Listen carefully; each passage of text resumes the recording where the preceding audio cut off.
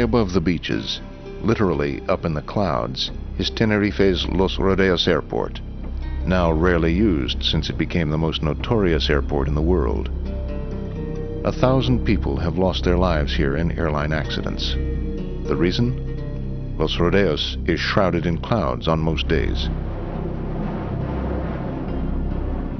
Sunday, March 27, 1977, was just such a day.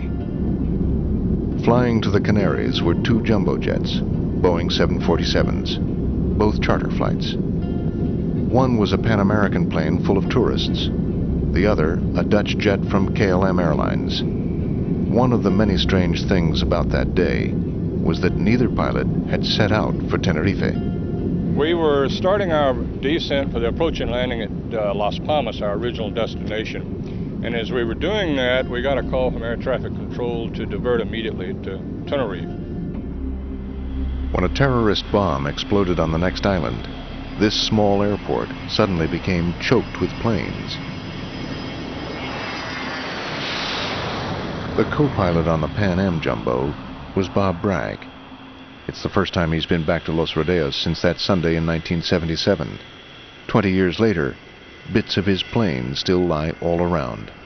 When we landed here, the entire ramp was completely and totally congested. There were probably 20 to 30 airplanes that had also diverted and were parked here, which necessitated us having to go way down to the end here and park. By now there are 400 people who've been up all night, half the day before possibly, and they don't quite understand what's going on. And our information was certainly limited at that point. We really didn't know the circumstances or what had actually transpired. The facilities on board, I suppose by now, were a little, well, it was busy, let me put it that way, and everybody was restless. The Dutch pilot, Captain Van Zanten, was getting restless too. His plane was parked alongside the Pan Am, and the American pilots could hear him constantly on the radio, anxious to be on his way before he ran out of flying hours. He was very irritated about the situation, as I'm sure all of us were, because most of us had been flying all night long, and we were all anxious to get to our destination. Basically, about that time, he decided to start refueling. Concurrent with that, they opened up the airport at Las Palmas. So the engineer and I got out and walked and measured the wingtip clearance between the KLM 747 and our 747. And we found out that we were about 12 feet short of being able to get around him and taxi out. So we had to wait for the KLM airplane to refuel. The 2 aircraft were parked at the wrong end of the runway for takeoff.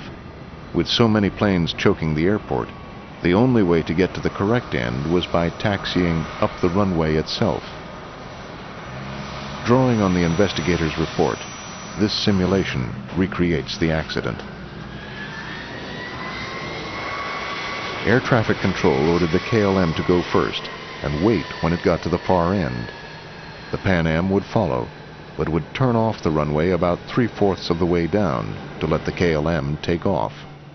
By the time we got the clearance that we were going to leave and take off, people were very happy by then. They were quite elated. These were people who were going to meet a cruise ship in the Canary Islands and cruise around the Mediterranean. And a lot of them were senior citizens that had come from California. As the Pan Am entered the runway, clouds began to roll down from the surrounding hills. The American pilots soon found themselves inching through the dense mist looking for their turnoff. By now, the KLM pilot had already reached the far end, turned, and was anxious to be on his way. The tower called us and asked were we off the runway, and I said negative, we're still on the runway, but we will report clear of the runway. We looked up and we saw the KLM airplane's lights, and I immediately saw the lights shaking, and I said, I think he's moving. And then it was very obvious that he was moving. So I started yelling, get off, get off. And the captain turned the airplane, went to full power on the throttles.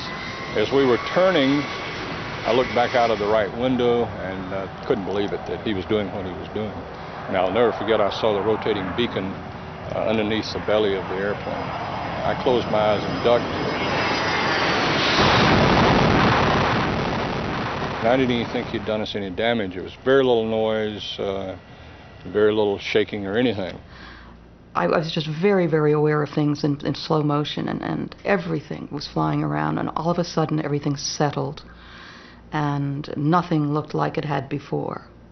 I didn't see anything I recognized. There were no people around. When I looked up, it was obvious that he had done us a lot of damage. The windows were completely gone. I looked back to the right wing was on fire. I looked back to the left, and the entire upper deck lounge was gone. We had 28 people up there, and there was nothing left. It looked like someone had taken a big knife and just sliced the entire top of the airplane off. I could see all the way to the tail of the airplane. So I reached down to try to shut off the engines with the start levers, which controls the fuel to the engines. That didn't do any good. Obviously, all the controls were severed. Then I reached up to get the fire control handles, which is up top, which shuts the engines down. And that's when I discovered that the top of the cockpit was gone. I looked around, there was no side of the cockpit left, so I stood up and elected to jump over the side, which was about 48 feet. Dorothy Kelly found herself in the cargo hold, but managed to climb to the top of the blazing plane. I looked over the side, and it was like looking out of the second floor window from my house with nothing but jagged metal, and my thought was, by now I had lost my shoes. I've survived this, and I'm going to kill myself jumping out of here on all that debris down there.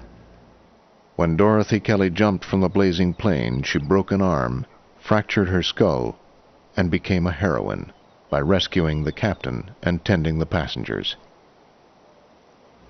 People were lying all over the field, hurt, certainly bloody, very, very badly injured.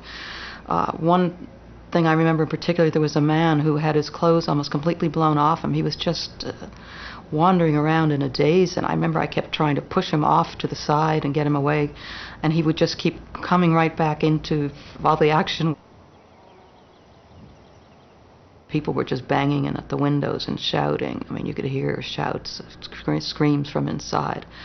And that was probably my most vivid memory, and what has hurt the most through all those years is remembering all those people and hearing them scream and realizing that they were being burned, and they were not going to get out because there was no way we could get to them.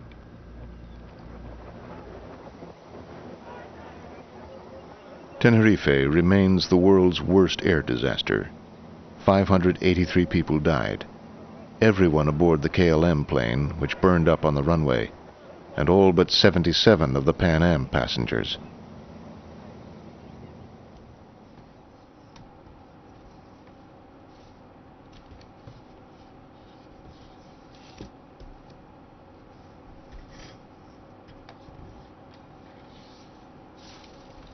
Paul Roysch, one of Pan Am's senior captains, helped investigate the crash. Among the records are the charred instruments from the Pan Am jumbo jet. The day after the disaster, Roysch arrived in Tenerife with other American investigators. Their first job was to listen to radio messages between the air traffic control tower and the two planes. Right away, Roysch heard something that grabbed his attention. There was a point at which you could not tell what the KLM first officer was saying, and we asked that that be played over several times. It was obvious that the man was under stress. His voice changed its timbre. It became tremulous. It was slightly shaky, and his words were blurted out rather than spoken clearly. And that was a benchmark that caught our attention right away. I believe that the first officer's voice changed because he saw something happening in the cockpit that shouldn't be happening.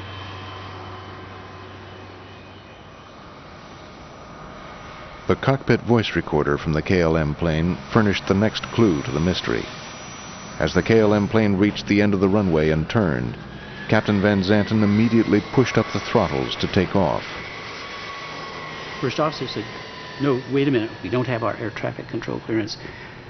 The captain said, "Yes, I know that." He pulled the throttles back. "Now go ahead and call for it." The tower gave Captain Van Zanten his air traffic control clearance, which tells him only what route to follow. To actually take off, Van Zanten had to ask permission, but he never got that far. As the first officer was reading the clearance back to the controllers, the captain again commenced the takeoff. He pushed the throttles up. He said, "We go." The aircraft started to roll. The first officer sensed that this was not right. He knew that they hadn't been cleared for takeoff, and so he blurted out, "And we are taken off, or we are at takeoff." It wasn't even that clear. The words are difficult to comprehend, and the tenor of the voice changes. It's obviously very tense. But he felt that he had done his part in letting people know that they were commencing their takeoff. All this time, the Dutch airplane was accelerating down the runway. The flight engineer in the Dutch cockpit heard the words from the Pan Am airplane saying, "Roger will advise when we're clear," and he questioned the captain and the first officer. He said, "Then is he not clear then?" And the Pan American and both crew members said, yeah, he's clear." At that point, they were just entering the heavy cloud. They saw the Pan Am aircraft desperately trying to get off the runway, but it was not in time. The rest is history. Here. Here.